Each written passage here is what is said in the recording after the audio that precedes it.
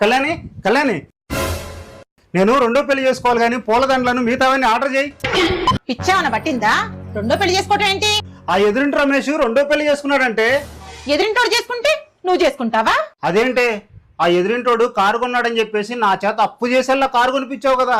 కొనిపిస్తే ఏదో ఫంక్షన్ కి పక్కింటి సరోజ 10,000 రూపాయలు పెట్టి పట్టు చీర కొందని పోటీ పడేలా నా చేత 20,000 రూపాయలు పెట్టి పట్టు చీర కొనిపించావు కదే. మన పైన ఆవిడ హారం కొందని నా క్రెడిట్ కార్డుతో ఈఎంఐలో హారం కొన్నావు కదే. మరి వాళ్ళు చేసినవన్నీ మనం కూడా చేయాలి కదా.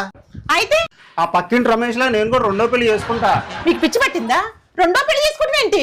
నాకు కాదే పిచ్చి పట్టింది, అవతల వాళ్ళ కంటే గొప్పగా ఉండాలని పిచ్చి నీకు పట్టింది. మన స్తోమతకు మించి అప్పులు చేసుకుంటా పోతే తర్వాత అప్పుగా మరి అందరి ముందు పరువు పోతుంది. ఆడంబరాలకు పోకుండా ఉన్న దాంట్లోని ఆనందాన్ని వెతుక్కోవాలి. జీవితంలో ఇంకెప్పుడు వేరే వాళ్ళతో పోల్చుకోనండి.